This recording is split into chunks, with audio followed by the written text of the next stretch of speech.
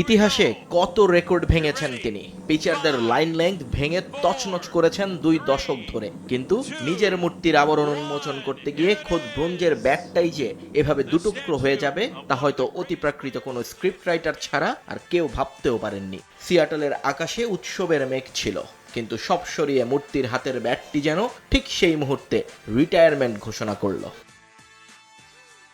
পর্দা সরল, জনতা গর্জে উঠল, ঠিক তখনই ক্ল্যাঙ্ক। কিংবদন্তি ইচিরো সুজুকির সেই আইকনিক 90 ডিগ্রি অ্যাঙ্গেলের ব্যাটটি তখন মাঝখান থেকে ঝুলে থাকা এক পিস ধাতব খণ্ড। পাশে দাঁড়ানো কেন গ্রিফি জুনিয়র তো রীতিমতো ভরকে গিয়ে হাত উঁচিয়ে আত্মসমর্পণ করলেন। ভাবখানা এমন, দোষ কিন্তু আমার না। ওদিকে ইচিরোর চেহারা তখন দেখার মতো, সারা দুনিয়ার ক্যামেরার সামনে, অথচ তার অমরত্বের প্রতীকটা তখন ডিফেক্টিভ পিস।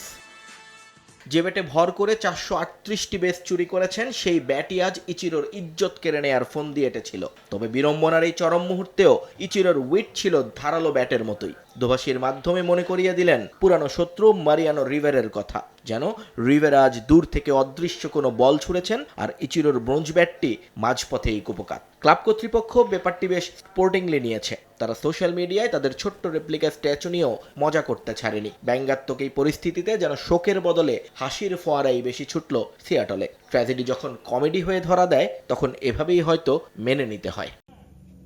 নিখুঁত সবকিছুর ভিড়ে এই খুঁতটাই হয়তো দিনটাকে স্মরণীয় করে রাখলো। 10 বার অলস্টার হওয়া, 438টি স্টোলেন বেস আর 0.321 ব্যাটিং এভারেজ। ইচিরোর ক্যারিয়ার যতটা মজবুত ছিল, তার মূর্তিটা উদ্বোধনের দিন ঠিক ততটাই নড়বড়ে। তবে ব্যাট ভাঙলেও ভক্তদের হৃদয়ে ইচিরোর সেই আইকনিক ভঙ্গিটি একদম অটুট। হয়তো এই ভাঙা ব্যাটই মূর্তিকে আরও বেশি স্মরণীয় করে রাখলো ইতিহাসের পাতায়। নিখুঁত ব্যাটিং স্ট্যান্স না হোক, নিখুঁত এক বিড়ম্বনার সাক্ষী হয়ে দাঁড়িয়ে রইলেন নাম্বার 51। নিয়ন মুহাইমিন, সময় সংবাদ।